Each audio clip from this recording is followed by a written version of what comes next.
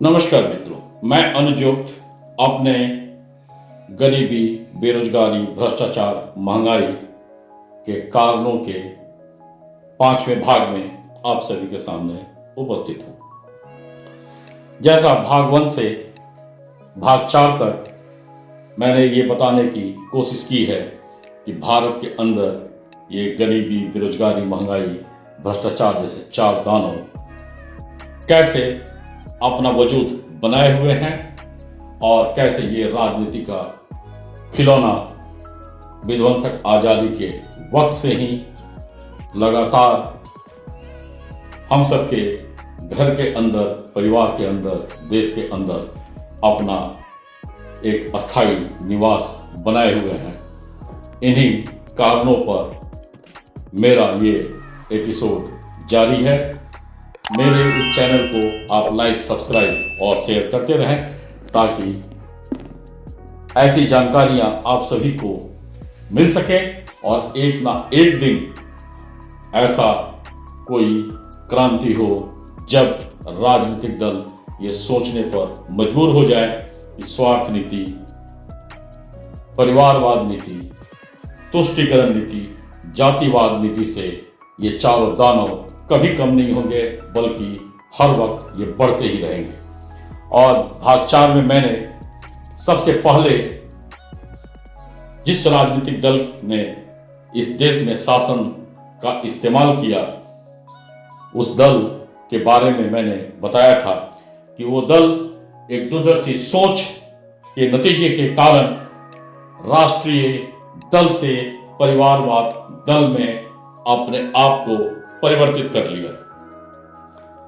और इस राष्ट्रीय दल कांग्रेस ने विध्वंसक आजादी के बाद से ही परिवारवाद स्थापना के लिए इस्लामिक शासन प्रणाली को आत्मसात किया। सनातनी जड़ को पुनर्जीवित नहीं होने दिया और शायद इसका खतरा क्या था, इस पर मैं कुछ बताने का कोशिश करता हूं। सनातनी जड़ पुनर्जीवित होने से अघोषित राजतंत्र नहीं बन पाता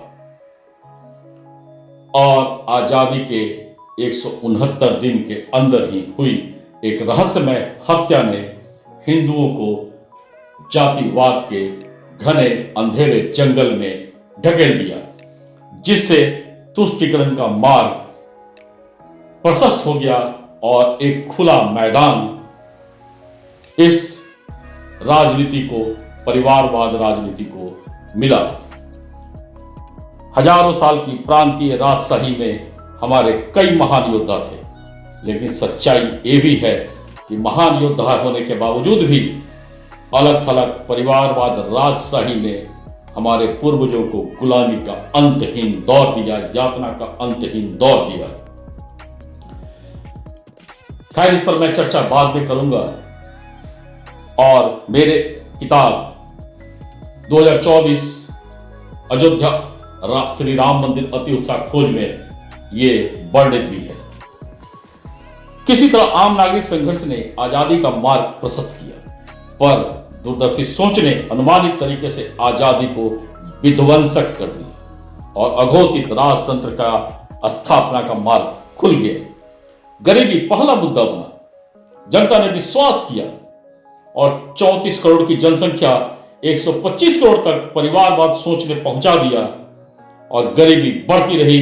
अघोषित राजतंत्र आज भी सक्रिय है और सनातनियों को, हिंदुओं को जातिवाद के जंगल में रहने देने के लिए लगातार मजबूर किए हुए है और तुष्टीकरण राजनीति को लगातार हवा दे रहा है और इसका खामियाजा दोनों ही समुदाय भुगत रहे हैं। और इसके कारण ही आज देश से गरीबी, महंगाई, बेरोजगारी जैसे दानव हटने का नाम नहीं ले रहे, क्योंकि देश नीति उसी वक्त से नहीं बन पाई जो आजादी के बाद बननी थी।